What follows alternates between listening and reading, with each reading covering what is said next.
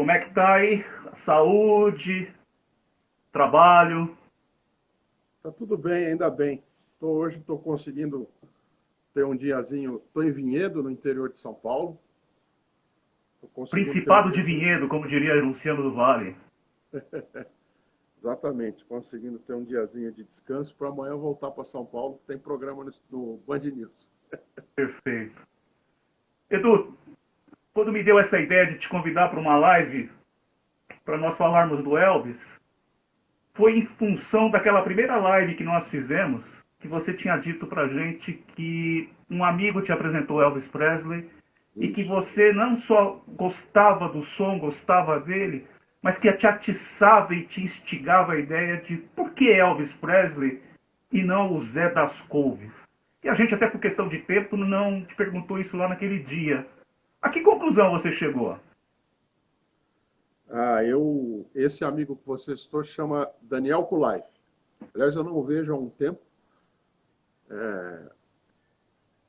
mas ele é nós tínhamos os dois 18 anos na altura, então já faz um tempinho. E nós estudamos juntos no colegial, né, o antigo colegial, e ele já era um fã, e aí eu pedi para ele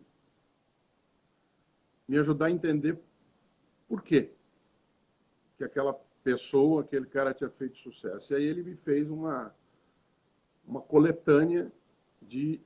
É, ele fez uma fita cassete para mim com as músicas que ele achava representativas do período da carreira toda dele.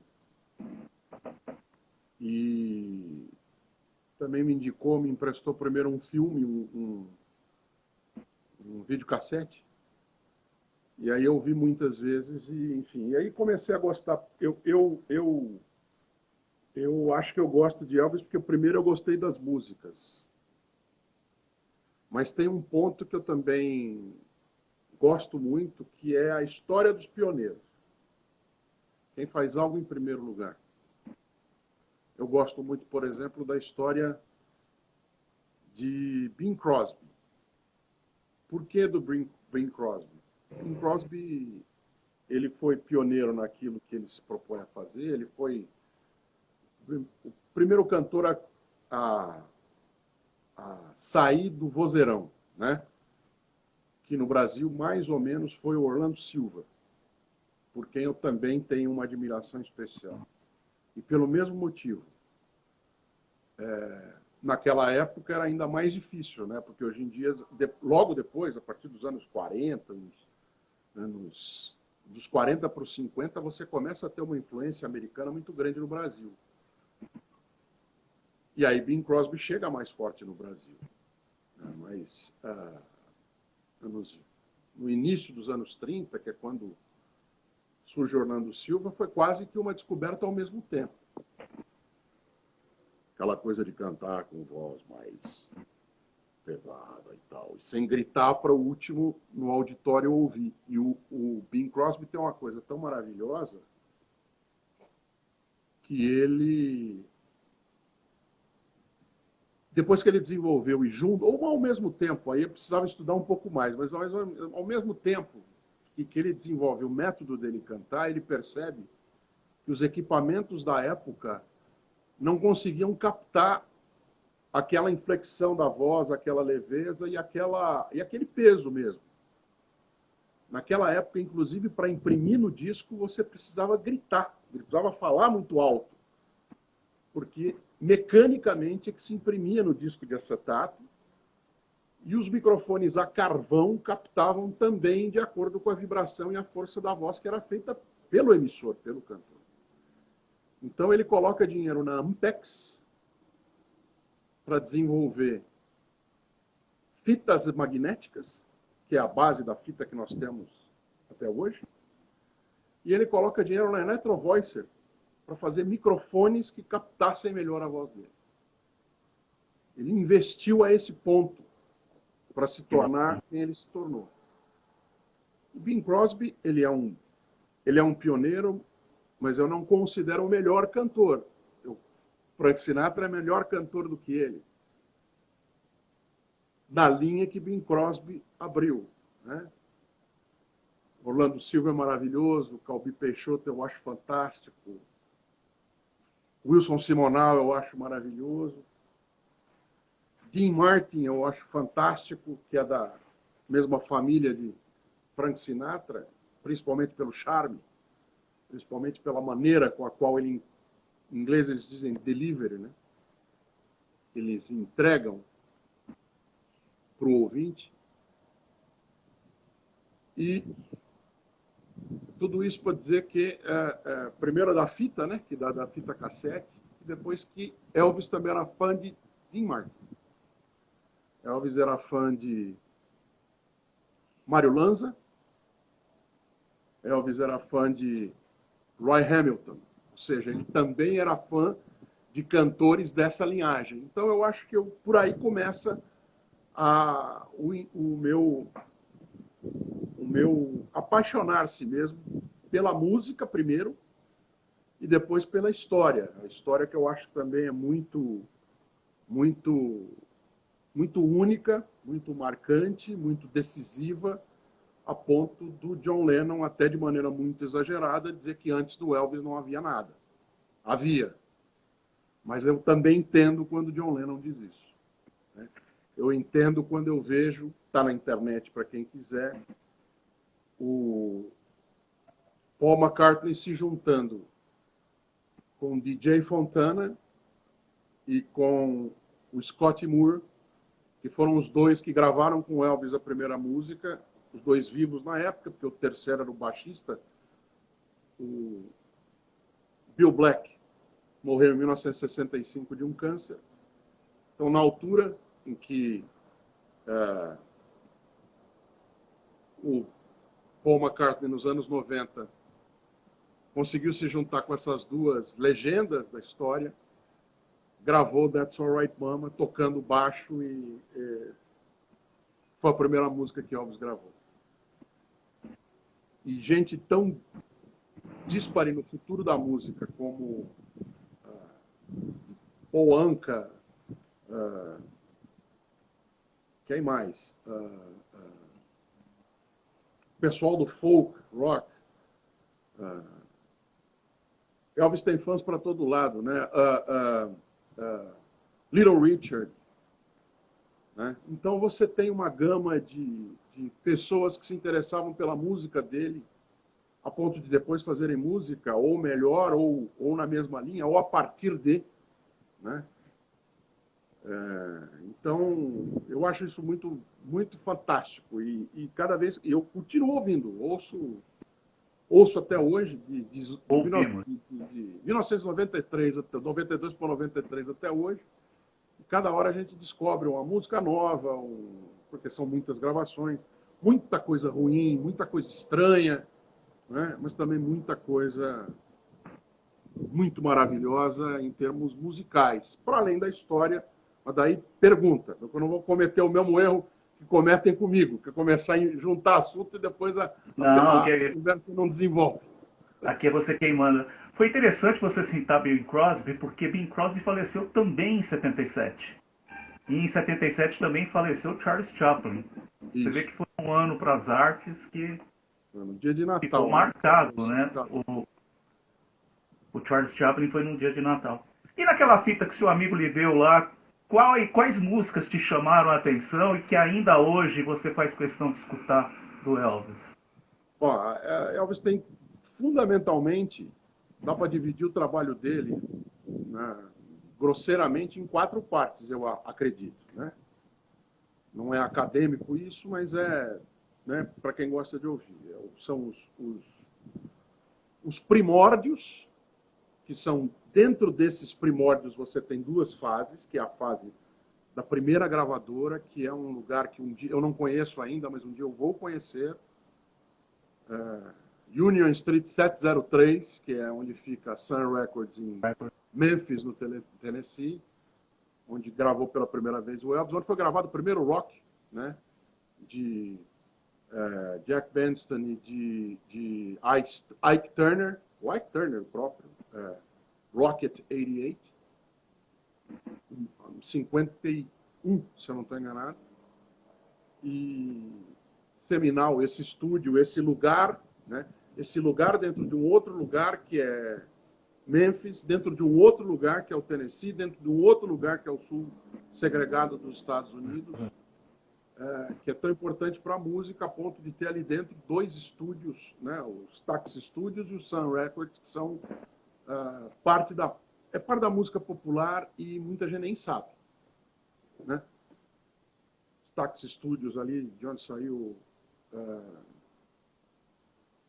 Booker T e a sua banda, de onde saiu um som todo particular que depois vai desembocar em boa parte do soul, né? Boa parte do que é a soul music, encontrando o que vem da Motown lá de Detroit, né? E também a Sun Records, que é onde nasce Carl Perkins, Roy Orbison, o rock and roll nasce ali, né? Com a gravação do Ike Turner e do Branston. E outras figuras da música. B.B. King era DJ na cidade, né? Então, essa primeira fase, a fase da Sun Records, eu estou esquecendo o nome, estou não? Estou, né?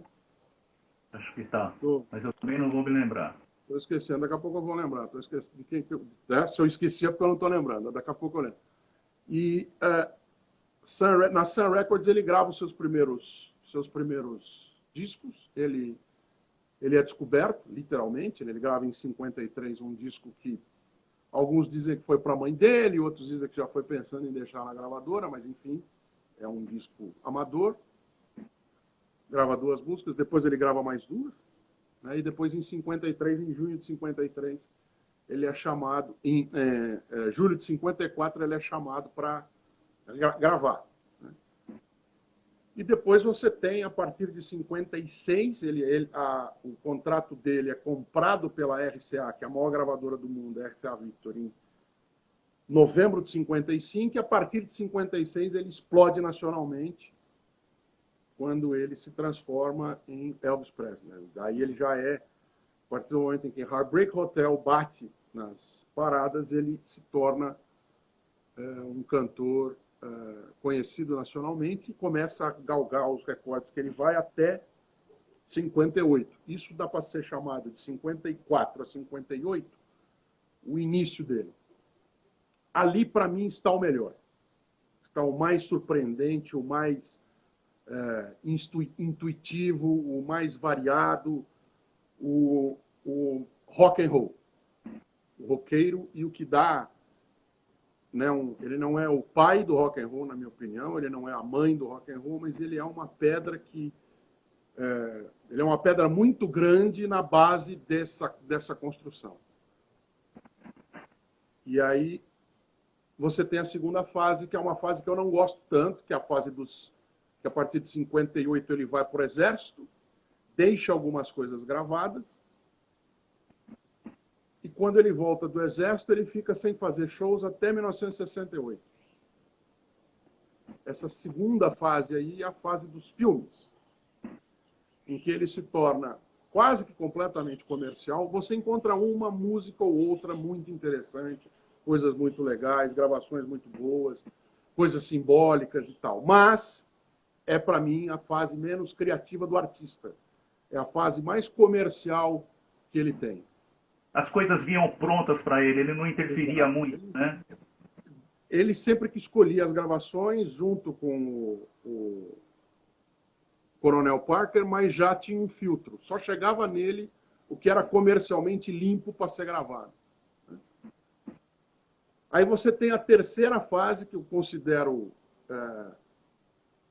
igualmente criativa, interessante e criativa, mas não com o mesmo frescor do início, que é quando ele quer mostrar para as pessoas que ele é um grande cantor. E é. Yeah. É quando ele começa a fazer os grandes shows a partir de Las Vegas. Ele volta, faz um show que ficou famoso, que foi no dia que meus pais casaram, né? 3 para 4 de dezembro de 1968. Ele grava isso vai ao ar nessa data, é gravado em junho em Burbank, na Califórnia, nos estúdios da RCA também, da NBC, né? E é o que eles chamam de Comeback de 1968, que ele está todo de preto, que ele estava muito gordo, perdeu muito peso, e que ele faz um show que tem um especial lá, que dá depois origem àquilo que são os especiais até no Roberto Carlos, de final de ano, em que tem números que ele luta, números que ele dança e tal, mas o grande barato do negócio é quando ele inaugura um formato que agora, nos anos 2000, veio fazer muito sucesso, que é o tal do acústico. Ele pega os músicos dele lá do início, bota num palquinho e eles vão conversando. E em 2 sessões eles gravaram coisas muito legais, eles vão conversando e vão gravando. DJ Fontana faz a bateria na caixa do violão dele. Isso, exatamente. Que é o DJ Fontana, que não está na primeira gravação, mas faz parte da primeira fase. E aí você tem, isso vai até 70... Dá para dizer que vai até o show talvez mais conhecido da carreira dele, que é o show de janeiro de... 73. 13 e 12 de janeiro de 73, que é o show transmitido para 1,5 bilhão de pessoas no mundo, que é o show do Havaí, né? O show que foi transmitido via satélite, até então a maior audiência não esportiva da história, a maior audiência dos Estados Unidos. Foi transmitido não simultaneamente, né, por causa do horário, foi transmitido pela Rede Globo no Brasil. E, enfim, foi um show muito bom, mas que já não tem, muito embora tenha a precisão e uma coisa que é, assim, para ele é corriqueira, mas naquele momento não existiam as gigantescas plateias que o rock and roll foi ter depois do Queen. Exatamente. Fundamentalmente, né? Os Beatles têm um show muito seminal nessa coisa, que é aquele show que eles fazem no estádio de Nova York, o estádio de beisebol, né, que é 65. Mas o som não era bom, né? O som, as pessoas ficavam longe, então foi meio que o show dos Beatles foi meio que para mostrar lá no estádio do Giants o tamanho que os Beatles tinham. Mas depois, nos anos 80, que você vai se transformar em ato corriqueiro, fazer um show para mais de 4, 5 mil pessoas, né? Até que a gente tem os grandes festivais, os grandes shows. E Elvis já havia feito alguns, mas ele faz esse show no Havaí, que na verdade são 2, né? Um foi gravado na véspera, para caso desse algum problema no satélite, mas acabou sendo de fato transmitido ao vivo. E esse show, para mim, é o final da carreira, eu vou dizer, artística do Elvis. Porque depois você tem a última fase dele, que são aqueles shows em turnê, intermináveis pelos Estados Unidos, porque o Coronel Parker tinha medo de sair do país porque ele era imigrante ilegal. Ele havia nascido na Holanda e ele tinha medo de sair dos Estados Unidos, então o máximo que ele se deu de direito foi tocar no Canadá. Enquanto já havia, e os Beatles também levaram isso para adiante, fazer shows principalmente no Japão, na Austrália e na Inglaterra, evidentemente, né? Elvis nunca fez isso por causa do Coronel Tom Parker. E dizem também por causa da quantidade... Ele sabia. E desculpa te interromper, e dizem também pela quantidade de armas que o Elvis carregava, né? Ele não queria ser barrado em aeroporto. Aí tudo... Bom, se Elvis foi recebido armado pelo presidente dos Estados Unidos na Casa Branca, isso eu acredito que também se daria... Hoje em dia acho que não, mas naquele tempo acho que se daria. Mas são essas as 4 fases. E tem um outro, vou chamar de setor, que eu também acho muito interessante, que é o único setor que deu a ele um Grammy, que são a música gospel, que é a música gospel. Muito engraçado isso, né? Com tantas músicas, com tantas gravações, ele vai ganhar um Grammy. Embora tenha sido indicado a tantos, ele vai ganhar com a música gospel. Exatamente. E Little Richard nunca ganhou, né? Então, Little Richard, ele na entrega do Grammy que ele faz, ano 89, 88, ele na hora de entregar, ele diz que quem ganhou foi, naquele tempo se falava assim, ele baixa o papel e fala assim, eu, que sou o arquiteto do rock and roll e nunca ganhei um Grammy. Então, tem dessas coisas também, né? Então, a fita que o Daniel me deu guardava esses 4 setores. Não tinha gospel. O gospel eu fui descobrir depois. Mas de maneira geral, as minhas preferidas são o começo, bem o seminal mesmo, o tal do som da Sun Records, que é a junção do blues, do grassroots, do que vem a ser o rock and race music, o que vem a ser o rock and roll, né? E depois essa fase 68, 70 principalmente, né? Com um show ou outro em 72, mas principalmente esses momentos para mim são aqueles que são os que eu mais ouço e continuo ouvindo até hoje, embora a gente descubra coisas novas do Elvis, coisas regrava. Hoje em dia você tem até recentemente teve um disco com a Orquestra Sinfônica A Royal Philharmonic de Londres. London Royal Philharmonic London. Royal Philharmonic London, recentemente. Né, coisas maravilhosas que se faz hoje em dia. Eu fui assistir no Nilson Nelson em Brasília em 2013, o show ele cantando no telão com a última banda dele, né, o trio baixo, bateria, guitarra e guitarra solo, quarteto, portanto, original. Né? E o piano também, né? Glenn Clark. Oi? O piano também, se não me engano. Também o piano, exatamente. Era Glenn Harden, o pianista que veio. O baixista não era baixista de show, mas gravou com ele. Os nomes da banda eu não vou lembrar. Daqui a pouco eu faço a pesquisa aqui e a gente lembra. O guitarrista é o James Burton. James Burton, guitarra solo. O baixista, se não me engano, é o Jerry Schiff. O Jerry Schiff era o que fazia os shows com ele, não foi o que veio ao Brasil. O que veio ao Brasil foi o Norton Pullman, uma coisa assim. Foi quem gravou a versão original de Suspicious Minds. Foi o baixista que gravou a versão de disco dessa música. Aliás, Suspicious Minds, para mim, é a minha música predileta.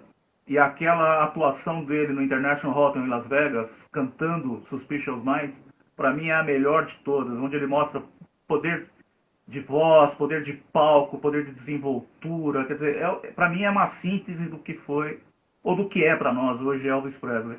Mas até em cima disso. É o último primeiro lugar dele, né? O último primeiro lugar dele. E que ele teve muita astúcia, né? Porque a gravação original era um pouco lenta, um pouco arrastada, eu acho, aquela gravação de estúdio. E no show ele deu um andamento para a música que foi um negócio fantástico, que até hoje está aí sendo tocada na versão que ele levou para os palcos. Né? Aquela música, a versão...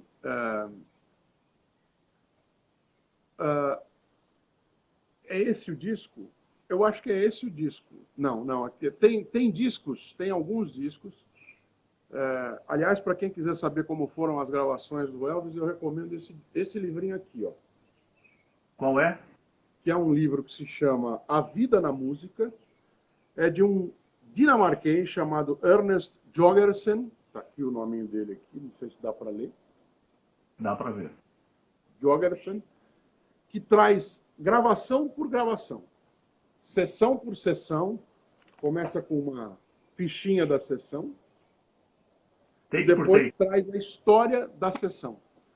Como é que foi gravado, quem gravou, como é que foi, em que circunstâncias. Enfim, para quem gosta da música do Elvis Presley, aqui não tem as namoradas, não tem as roupas, não tem E são coisas interessantes também, mas não é o lado que mais me chama a atenção. Então, esse Ernest Jorgensen foi um cara que participou das seleções pós-mortem do Elvis. Dos melhores discos do Elvis pós-mortem. Ele está, inclusive, em vários dos documentários. São 2 nomes que estão em vários documentários que a gente encontra do Elvis ao longo da carreira dele. Nos pós-mortem para contar a história de Elvis. Peter Guarawnich, que é o grande biógrafo de Elvis, né, a biografia, vou chamar assim, histórica. Né, e não sensacionalistas e tal, porque, inclusive, um dos motivos pelos quais se atribui a morte dele é um livro a respeito dele, né? Que seria a chateação que deu, né? O desgosto que deu que os seus seguranças escrevessem um livro, descrevendo inclusive os problemas que ele tinha com drogas lícitas, né? E foi, no fundo, ao final, comprovadamente o que matou Elvis Presley num dia como o de amanhã, em 1976. Mas falando especificamente das gravações, eu lembrei desse livro aqui pelo seguinte: em alguns discos, eles aumentam o pitch da gravação para caber no LP. Eles aumentam a velocidade da gravação, porque era necessário colocar 12 músicas. E depois no palco ele reproduzia bem mais, inclusive mais rápido do que o gravado. Suspicious Minds, você tem inclusive shows ao vivo, são rápidos, a gravação é rápida, mas o show ao vivo, depois que você vê, consegue ser ainda mais. O que faz da música ainda melhor. Edu, você falou em pioneirismo, você citou o acústico lá no 68 Comeback Special. Por que você acha, você soube explicar direitinho a importância dele musicalmente, mas por que você acha que a gente ainda hoje, 43 anos depois, a gente ainda se interessa em falar de Elvis? Em 2022, 45 anos, nós vamos falar de Elvis. Em 2027, 50 anos, nós vamos falar de Elvis. Hoje eu participei de um programa no YouTube do Marcelo Duarte, Olá Curiosos. Quem quiser procurar o Guia dos Curiosos no YouTube vai achar. Quer dizer, o Marcelo vira e mexe, chama as pessoas para falarem de Elvis. Por que você acha que esta figura icônica, essa figura que transcende espaço, tempo, classe social, por que ela vigora ainda até hoje? Por que Elvis não morreu? Eu acho que tem, talvez, há uma série de razões. Eu estou aqui pensando em 3, fundamentalmente. Né? A primeira é pela gigantesca qualidade e novidade musical que ele tinha ao surgir. Ele surge efetivamente como... A gente usa muito o chavão divisor de águas, né? Ele não é um divisor de águas, ele é um reunidor de águas. Ele é o que junta uma série de influências e ele é o cara que está naquela circunstância histórica, no lugar exato, no momento exato, para ser o que ele foi. Né? Aquela coisa da confluência do sul dos Estados Unidos, o caldeirão em que você tinha racismo muito exacerbado e, ao mesmo tempo, você tem um branco de olho azul muito bonito e que rebolava sem perceber, que essa é a história dos primeiros shows dele, né? Que ele tá lá, as meninas começam a gritar e ele vira para os produtores, para o pessoal de volta, e fala: o que eu estou fazendo? Que elas gritam tanto. E os caras vão lá e falam assim: não sei, mas vai lá e faz de novo. Né? Que ele tinha a repressão, que ele era da igreja, da Assembleia de Deus. Então ele tinha aquela coisa reprimida do cristão do sul dos Estados Unidos de não poder, enfim, reprimida mesmo, sexualmente reprimido, socialmente reprimido. Ele era... tem uma outra vertente que fatalmente você vai me perguntar, que é a história da apropriação da cultura negra, tal, que a gente pode até falar com isso em mais detalhes, e que eu sou obrigado a discordar por causa do histórico. Negro, quem fala isso de Pat Boone tem toda a razão. Tem razão. Tem toda a razão.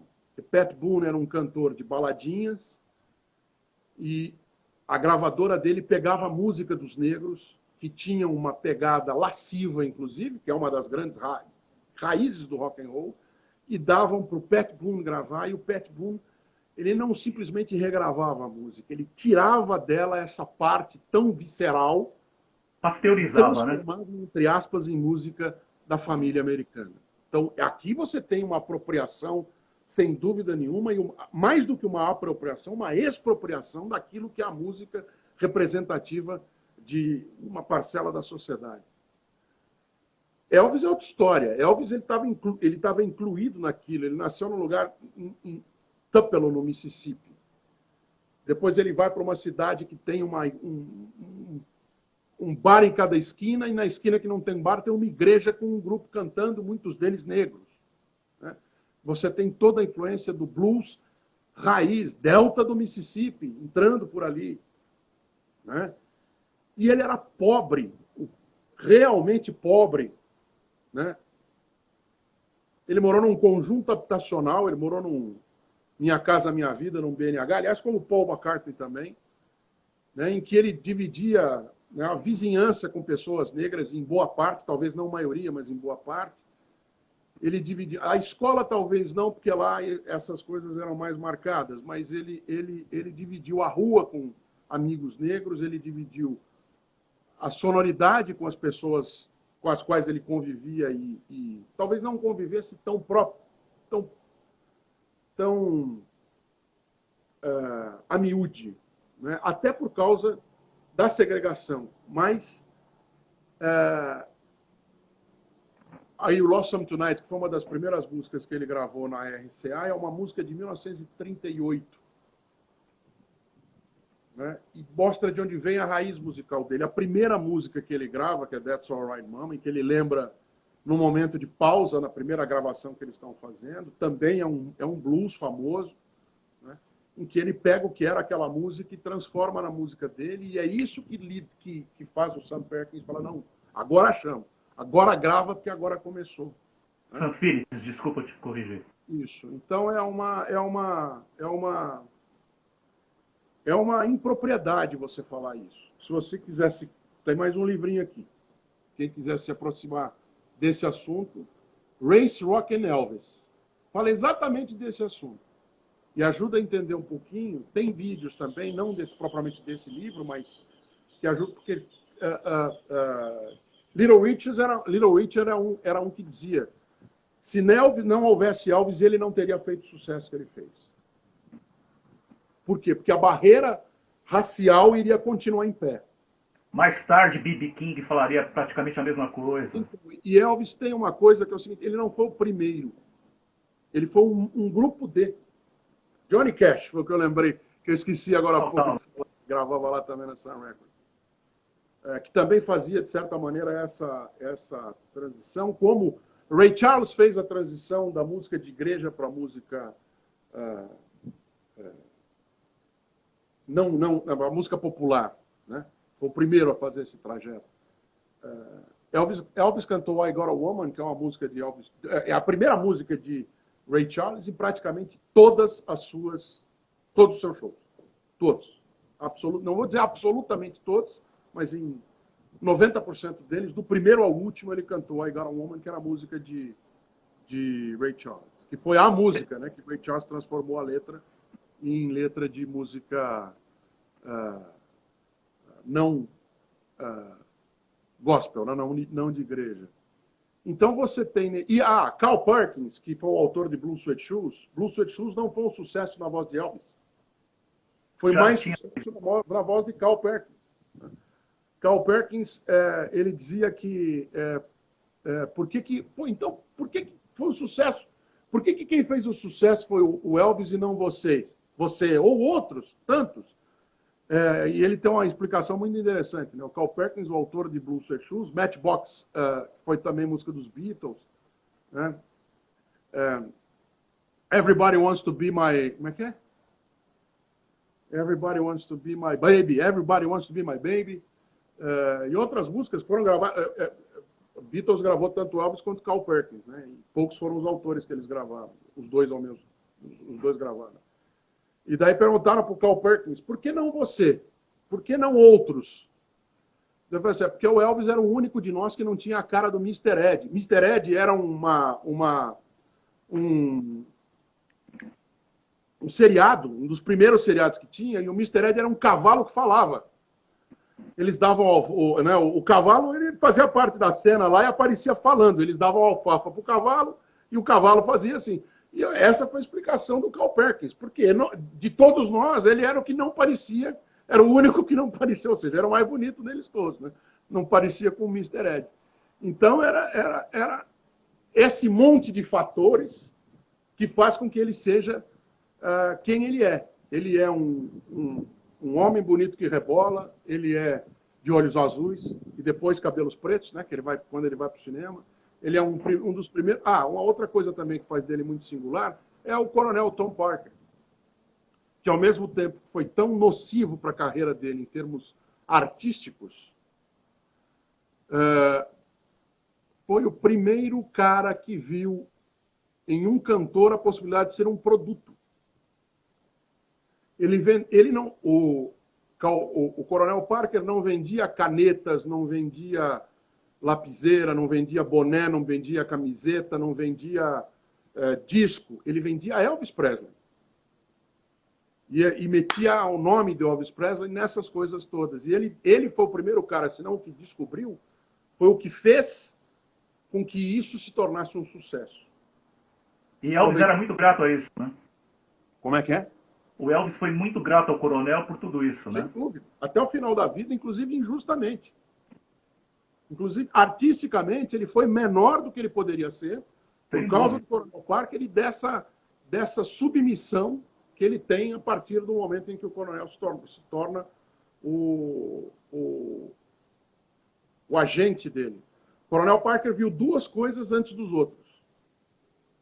Ele viu, primeiro, que o Elvis era um produto, e ele descobriu um troço chamado televisão, que na época ainda estava nos seus primórdios, ainda não, obviamente que não tinha o peso que teve, mas ele descobriu que os $1.250 que o Elvis ganhou para fazer as primeiras 6 apresentações no programa do Tommy Dorsey, que era um programa de big band, de pouca audiência. Ele foi ao Tommy Dorsey ao invés de ir ao Louisiana Hayride, que era o programa de rádio de sábado à noite do qual ele era contratado. O rádio tinha mais sucesso que a televisão. O Louisiana Hayride era retransmitido por uma onda curta e por algumas emissoras de AM muito fortes no sul dos Estados Unidos. E ele foi para Nova York e para Los Angeles para fazer televisão, que era para públicos muito, naquele momento, menores.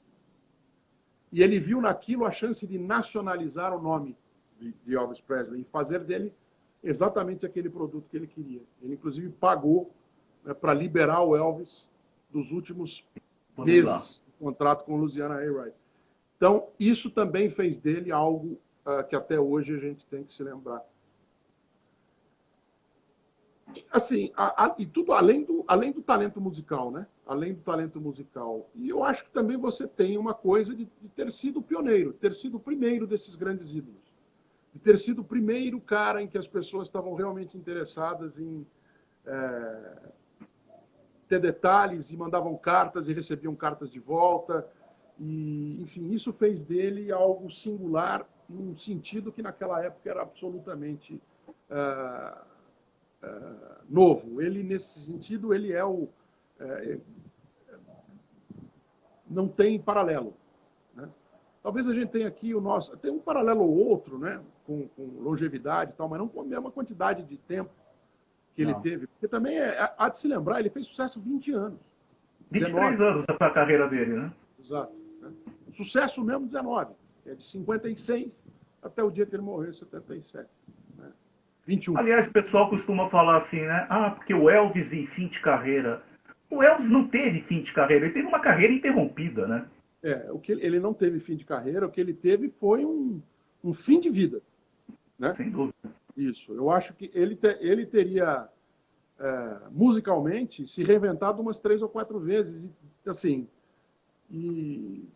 Obviamente a gente não pode, se não joga, né? A gente não sabe o que iria acontecer no futuro. Mas como ele se reinventou 2 vezes, pelo menos, cinema a primeira vez e depois shows a segunda vez, fatalmente iria inventar alguma outra coisa mais para frente. Numa licença poética assim, eu fico imaginando ele participando do processo You Are the World, no Live Aid, se ele continuasse vivo. Ele era figura carimbada nesses momentos, né? Videoclipes, aquela coisa toda. Uhum. Então, e o que ele ia ser no fim de carreira dele? Cantor de baladas que ele começou, né? Que a Marion Crackler, lá no início, escreveu no primeiro disquinho dele, Bom Cantor de Baladas. Que no fundo era o que ele queria ser, né?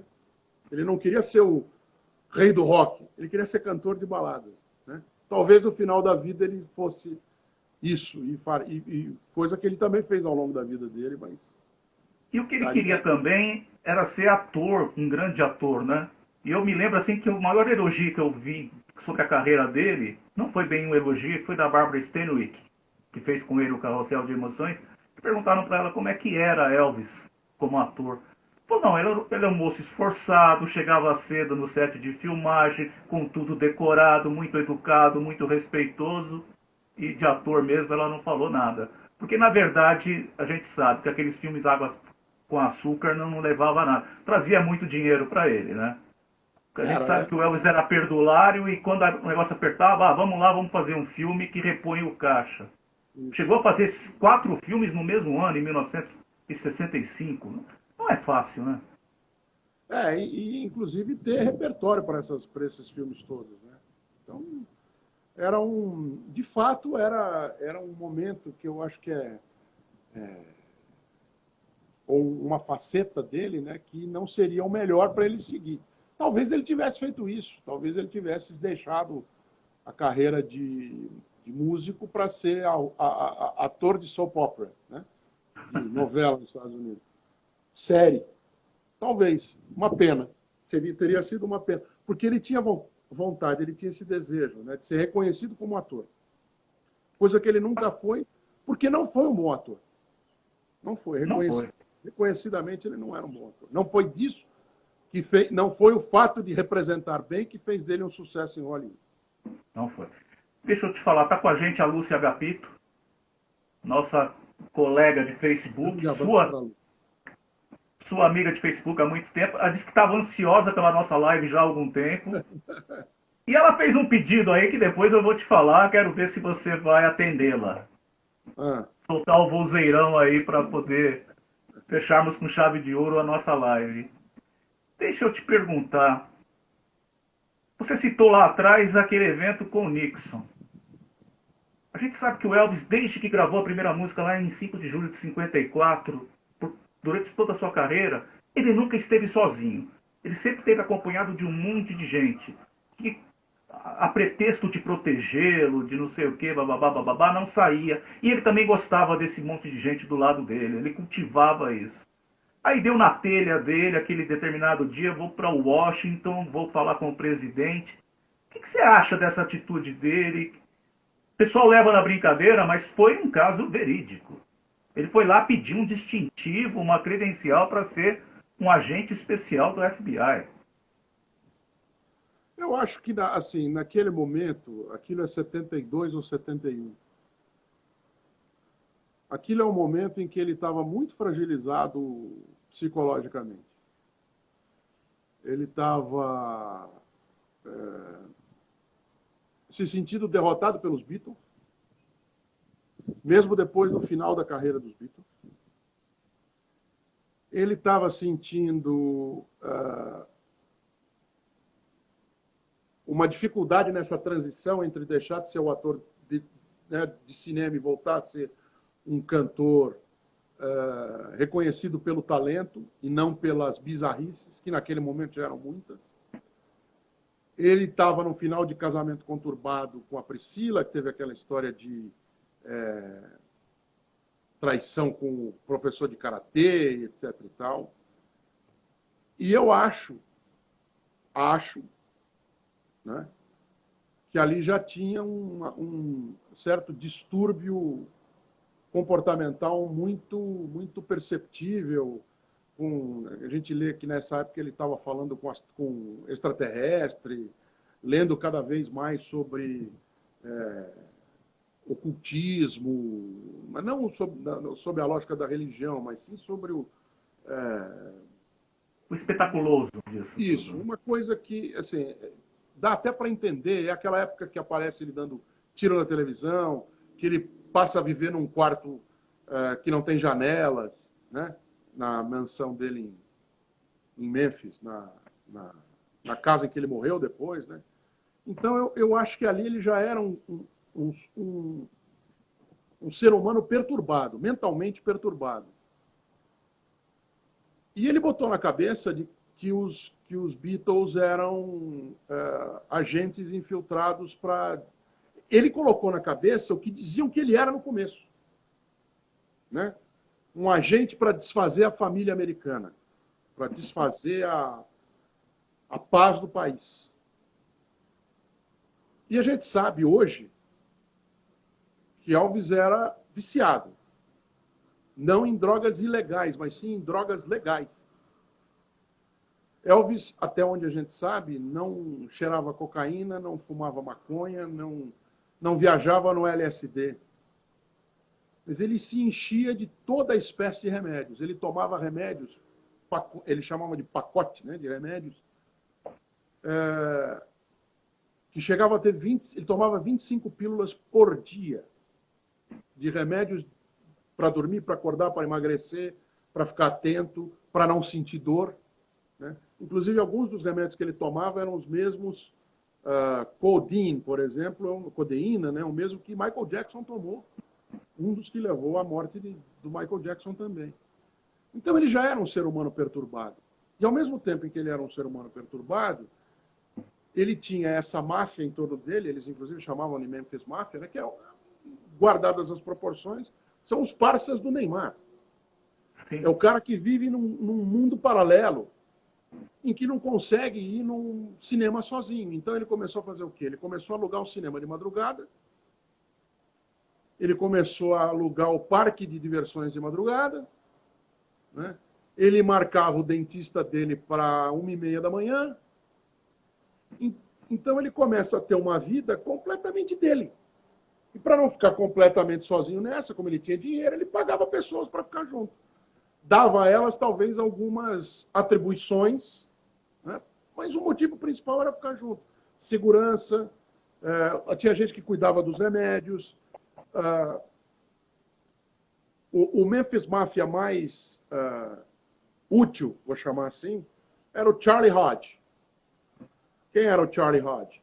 Era aquele que tocava violão e cantava as harmonias com ele. Porque Elvis chegou em um momento que o entorpecer por remédios era tamanho que ele esquecia as letras das músicas. Então o Charlie Hodge cantava música junto com ele e Elvis praticamente acompanhava o Charlie ao longo do show.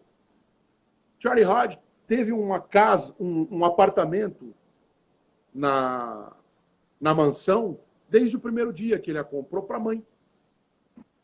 Desde quando ele volta, na verdade, ele compra a mansão para a mãe em 58, a mãe morre em 58, né? Quando eles voltam do exército, ele conheceu o Charlie Hodge no exército, ele volta já com o Charlie Hodge morando na casa dele. Né? Então você tem o Charlie, que era um cara genial, sensível, interessante, ele ajudou, inclusive, colocou algumas músicas na mão do Elvis e tal. Ele era o diretor de palco, praticamente, do show, né? O Elvis tirava sarro dele, dizendo que era o rapaz que me dá os meus lenços, né? A água e essa scarf. The wife and the scarf to me, né? Que era o Charlie Hodge, que era mais do que um segurança, né? Ele andava junto com o Elvis para cima e para baixo. Junto com o Joe Esposito, né? O Joe Esposito, que também era o segurança-chefe dele ali, era o cara que organizava road shows dele, né? As saídas dele, o carro que ele sentava, e como se ele fosse ele o presidente da República, né? Então, o cara que é tratado desse jeito, um cara que tem 2 aviões, né? Ele tinha um Convair e um 707, né? Então, ele, com essas perturbações mentais todas, ele levanta um dia e fala assim, eu vou defender o meu país, e, de fato, pega um avião, vai para Washington, vai para a porta da Casa Branca e espera ser atendido. Não foi marcado com antecedência, não teve troca de cartas prévia, nem nada. Teve uma carta, ele mandou uma carta dizendo que queria se encontrar com o Nixon. Mas não marca a data, e ele vai. E o Nixon não ia deixar o Elvis Presley do lado de fora do prédio naquele ano. Quem era o Nixon para fazer isso, né?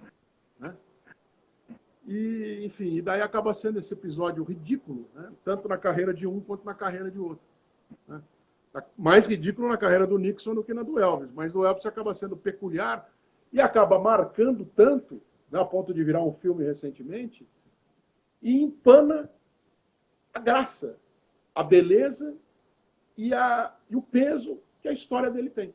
A gente acaba falando desse episódio, não só nós, né? Enfim, acaba se lembrando disso, das roupas ridículas que ele usava no final, que começam com uma boa ideia, né? Que Sem dúvida. Ele se sentia à vontade lutando karatê com kimono, e ele queria alguma coisa parecida para estar no palco, até porque ele fazia gestos de karatê e tal. E aí vem com aquela roupa, a Priscila ainda, que, né, vivia com ele, e daí ele gosta daquele tipo de outfit, como eles dizem lá, e acaba usando um branco, e depois acaba, e daí vai indo, e aí acaba enchendo aquele negócio de coisa, muda de cor e tal, e ele muda de corpo, ele começa a ficar gordo imenso, e aí fica essa coisa, essa imagem ridícula, essa imagem meio que de pastelão, essa imagem meio que é o bobo ridículo mesmo, né, do Molière, né, o burguês ridículo até, e a gente não... E isso acaba empanando. Coloca-se isso à frente de muito que ele fez pela música, e é o que é a parte que, muito embora me interesse todo esse artefato, essa coisa que vai embora, eu acho é muito interessante, inegavelmente interessante, mas não é o principal, né? E o principal, infelizmente, as gerações mais novas acabam não chegando. Porque ao ver o ridículo, para nele, né? Não vai mais adiante. Você falou das jumpsuits, né? O que a gente chama aqui no Brasil de macacões. Aquele do Aloha, da Águia, da American Eagle, pesava 30 quilos. Parece que é só a capa, que depois ao final do show ele joga para a plateia, 12 quilos. Imagina um negócio desse num homem que queria agilidade, que era aquilo que começou lá no International Hotel em 69. Edu, nesse show de 73, que é o show que ele usa, esse American Eagle, que é todo de pedra, né? Ele mal se mexe. Mal se mexe. Ele mal se mexe. E aí você tem, além dos 30 quilos nas costas, o que será que ele não tomou naquele dia para estar de pé, né? Evidente. A quantidade de remédios que ele já tomava naquela altura, até 3 anos e meio depois ele morre. Né? E a morte dele, Pedro, não sei se você vai querer entrar nesse assunto, mas a morte, o dia da morte, dia 16 de agosto de 1977, claro, e não só, né, o que vem um pouquinho antes e que vem também depois, eu considero também interessante, também, e ajuda na coisa do Elvis não morreu, né? E ajuda esse cenário, esse teatro, essa coisa. Perde até a dramaticidade de um artista com essa idade, com esse peso musical, ter desaparecido a ponto de ter gente, hoje ainda, que, né, diz que ele está vivo. E, enfim, acaba sendo uma tristeza por esse aspecto. Né? Esse show do Aloha, eu não sou nenhum expert em música, não toco em banda ou canto em banda como você, mas eu considero ele num amadurecimento vocal, numa técnica de apresentação maravilhosa. Ali, para mim, tem a melhor interpretação, não só dele, mas os fãs do Frank Sinatra vão me perdoar. Eu acho que a interpretação dele de My Way no segundo show é estupenda do ponto de vista técnico. A gente percebe o casamento das palavras que ele coloca nas notas. É um negócio, para mim, que sou leigo, né? Mas que gosto de ouvir, importante. Esse show tem a segunda música que ele canta, a terceira, né? A primeira sempre que ele abria sempre o show, chama C.C. Rider. E aí ele canta I Got a Woman, sempre ele cantava, e ele canta o último rock and roll que ele gravou, chama Burning Low, que é o último rock and roll que ele gravou.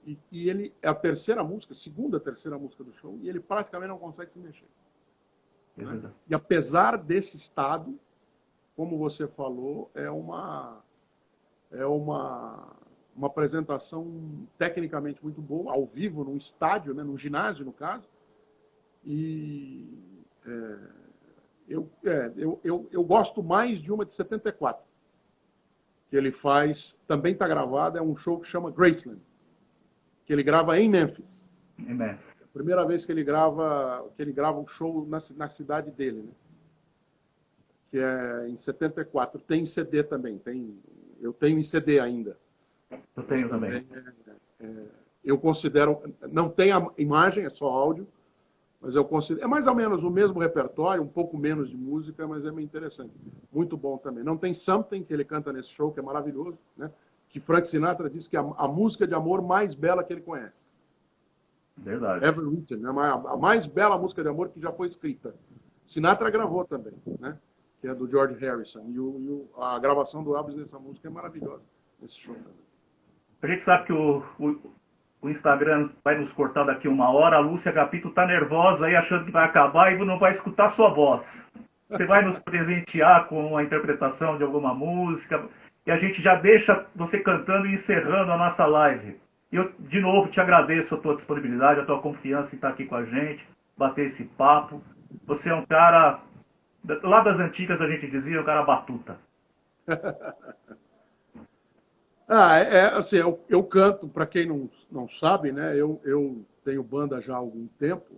Desde que eu mudei para São Paulo ainda não tive a oportunidade de tentar montar uma, porque não é um processo mecânico, né? Você não acha parceiros na prateleira. Você tem que conhecer gente que gosta das mesmas coisas que você gosta e tem que se juntar para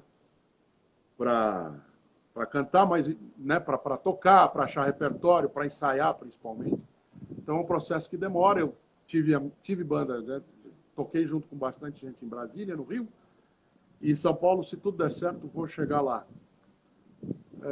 Eu fiz aula de canto, eu canto praticamente desde o tempo que eu conheci Elvis, praticamente desde o tempo da faculdade. Então já lá vão alguns anos, muito tempo sem fazer show com banda e tal, mas eu utilizei, inclusive, da música para treinar a minha voz. Eu sou jornalista e radialista, né, para quase 30 anos. Então, jornalista e radialista dos bons. Muito obrigado. Então, você tem alguma que você gostaria? Tem que ser... Vai você. Então tá bom. I see a change coming through our lives, not the same as it used to be. And it's not too late to realize our mistake. We're just not right for each other.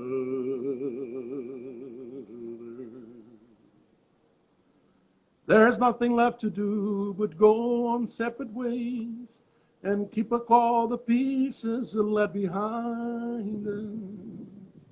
And maybe someday, somewhere along the way, another love will find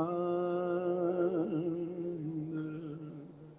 Essa música chama Separate Ways. Separate Ways. Do Always on My Mind. Exatamente. E ela aparece naquele filme Elvis on Tour que o Martin Scorsese dirigiu. Ele está na limusine saindo de um show completamente suado e toca essa música. Obrigado, viu, Edu? Obrigado. E você canta pra caramba também, viu? Não, mas assim, aqui não, eu gosto de cantar, vamos cantar para valer, com equipamento, com banda, com a voz aquecida, mas é muito gostoso. Cantar é muito bom. Inclusive, como o meu timbre é parecido com o do Elvis, me deu essa chance também, né, de cantar as músicas que ele cantava. Bacana. Então, porque às vezes você tem que mudar, por exemplo, eu cantar a música dos Beatles, eu tenho que mudar o tom, porque eu não até dá para brigar, até dá para lutar, mas não é a mesma coisa. O do Elvis é mais fácil, então nesse sentido. Bom, agradeço a você. Vai cortar, né? 15 segundos.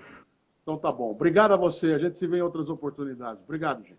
Obrigadão mesmo, e obrigado a todos que nos acompanharam. Nós vamos disponibilizar no YouTube, nós vamos disponibilizar em podcast, todos vão poder acompanhar.